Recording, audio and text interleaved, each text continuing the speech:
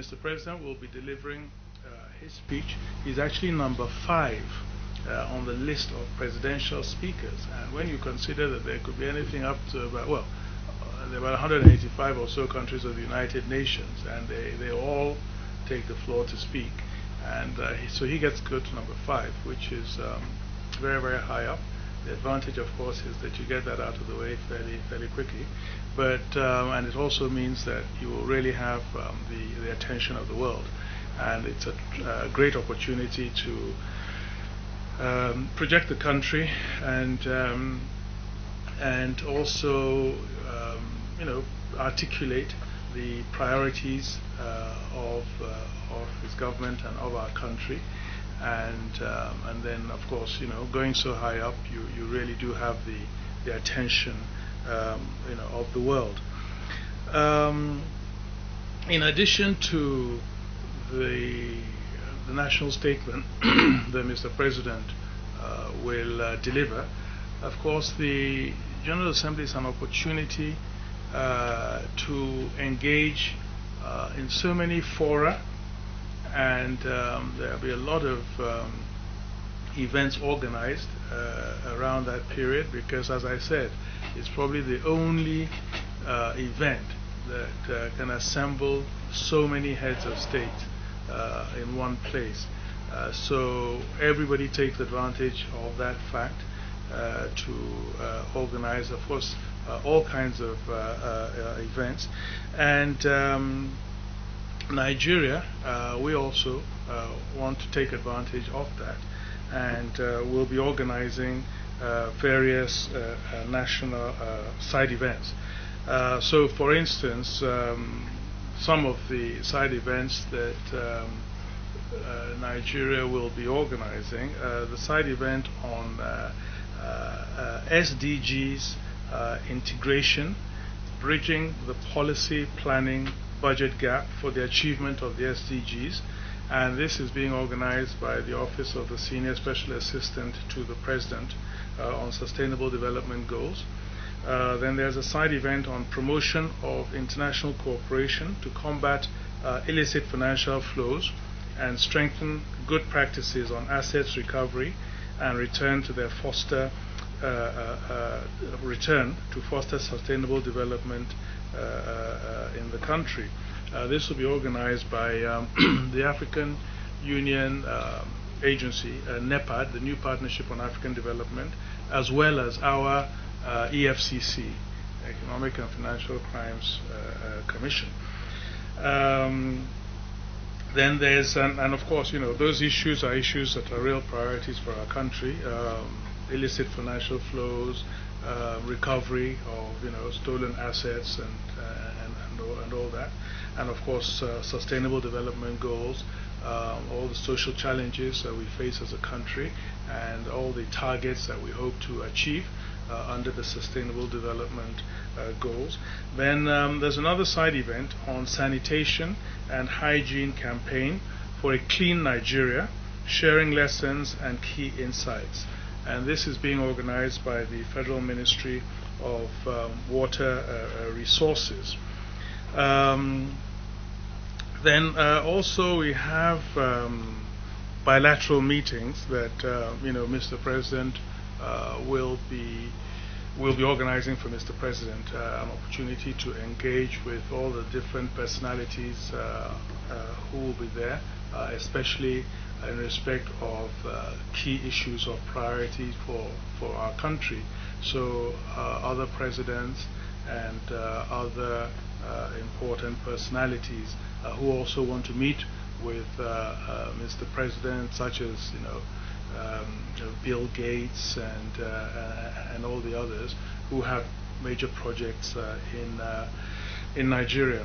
It's also important to state, because each session of the General Assembly has a theme, an overarching theme, and this overarching theme is usually the prerogative of the President of the General Assembly to decide. He's chairing the session excuse me, for 1 year, and so he wants to focus on certain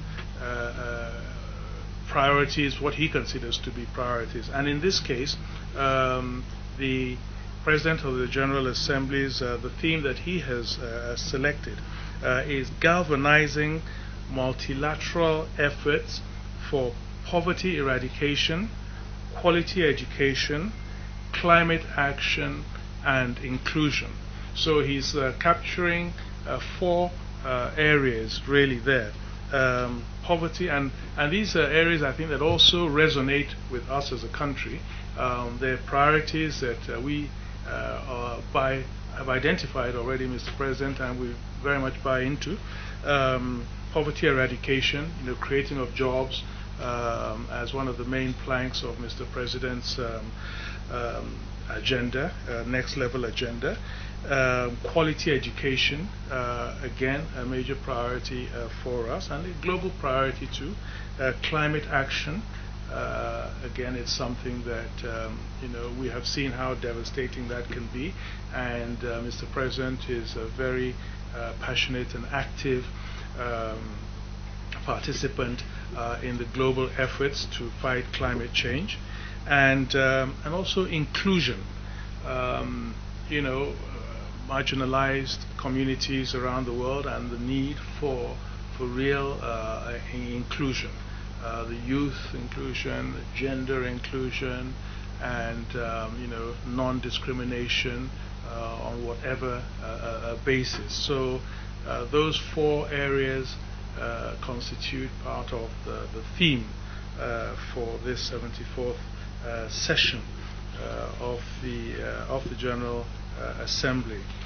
Then there are some high-level meetings that will also take place during this period. So, in addition to the statements of the heads of state, the roundtable, and organized by various countries, side events as they're called, and the binationals.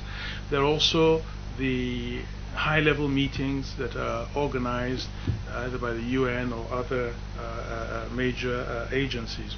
And Mr. President has been invited to them. They're meetings that focused on on different themes, and high level being that it'll be at the level of presidents. And so we have, for instance, a high-level meeting on a Climate Action Summit 2019, a race we can win, a race we must win. So climate change is always at the multilateral level, international level, one of the big global issues. And then there's a high-level meeting on universal health coverage, a high-level meeting, a high-level political forum on sustainable development, again on the sustainable development goals, a high-level commemorative event to mark the 30th anniversary of the adoption of the Convention on the Rights of the Child, and then a high-level dialogue on financing for development, a high-level meeting on the elimination of nuclear weapons, and a high-level meeting to review progress made in addressing the priorities of small island developing states through the implementation of the Small Island Developing States Accelerated Modalities of Action pathway. So that's another series of meetings that will take place, and some of them are obviously are very much areas that we consider to be of priority. We as a country, I mean, the question is always, what is our strategy? What does Nigeria want to get out of the General Assembly? Because it really is an opportunity, and there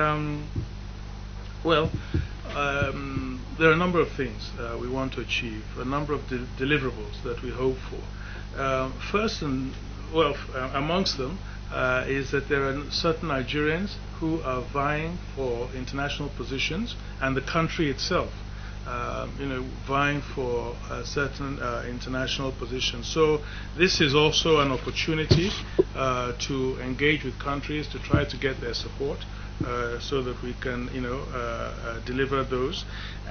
For instance, Nigeria is keen to be elected into a category of the International Maritime Organization.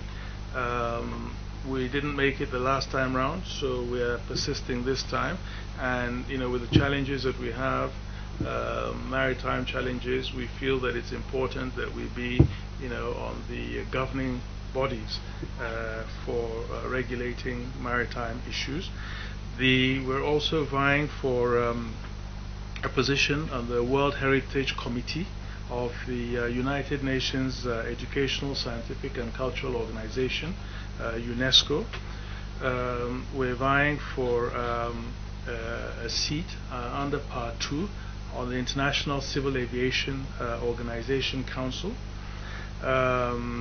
We have a candidate that we're pushing to be on the Committee Against Torture.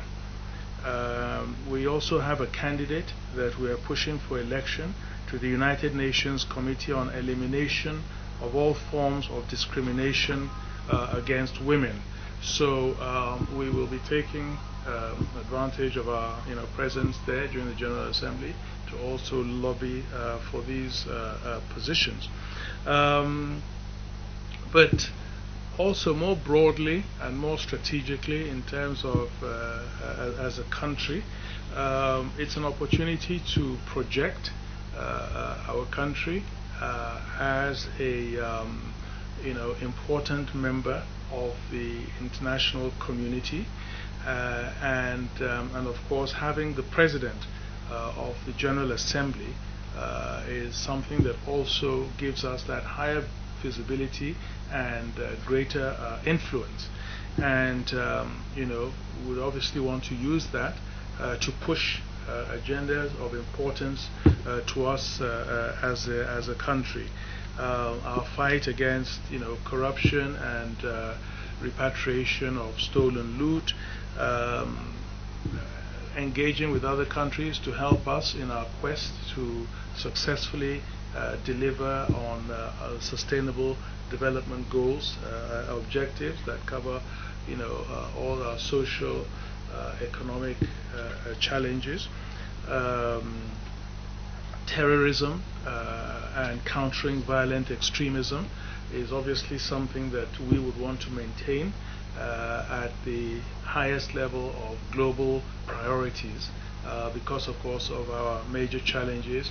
Mr. President has just come back from a summit meeting of ECOWAS heads of state on peace and security in the West African sub-region. So this is still an existential challenge we're facing, and it's important to use that opportunity to keep the global community engaged and supportive of what we are doing in our fight, and also taking the opportunity to get greater United Nations buy-in and support in that fight against terrorism, but also in the global conflicts taking place in Africa. There are a lot of peacekeeping troops that have been deployed around the continent in the framework of the African Unity, of the African Union, and Nigeria is very present in those within Somalia, Sudan, and across West Africa, and it's important to have financial support as well as other support from the UN and UN peacekeeping division. So this is also an opportunity to push for that and to get that UN buy-in. Irregular migration is also another issue. There's a global compact that the United Nations has come up with on on migration, and we're a country that from which a lot of migrants go out, and so we also want to be very much part of the policy making and implementation going forward on the treatment of of migrants and so forth. We've seen the possible impact of those in places like South Africa and other countries, Libya. So it's important for us that we keep this also at the top of the international agenda, the treatment of migrants, humane treatment of migrants. And then there are other issues of priority to this country that we also wish to push there. The recharging of Lake Chad, which is something we consider to be an existential issue. The lake has shrunk by 90% or so. It's a source of livelihood for 20 to 30 million people, and again we want in global buy-in, international communities buy-in to that, and to help in with our quest to recharge this lake, which will be a hugely expensive undertaking, and so we really do need international support for that. And water challenges, clean water challenges, environmental challenges in the country, climate issues, and mitigating those climate challenges. These are all issues of great importance to us. Other areas, agriculture, oil and gas, the cleanup of the Niger Delta, where we also want international support for. So we will use this opportunity to push on a number of those issues. As I said, Mr. President will be having bilateral meetings with top global business personalities, so pushing the issue of foreign direct investment into our country, which is absolutely what we need. Revenue streams are not as high as we would like, so we need to diversify. We are diversifying, and but we need foreign direct investment into our country. So Mr. President will be engaging with with those sectors while there, and also he will be meeting with some of the Nigerians in the diaspora again to engage with them and include them, because at the end of the day about 22 to 25 billion dollars that flow into Nigeria come from Nigerians in the diaspora. So that's a very important segment of our population, and Mr. President is always keen to engage with them. He's president of Nigerians within Nigeria and Nigerians outside Nigeria. So it's a large and open framework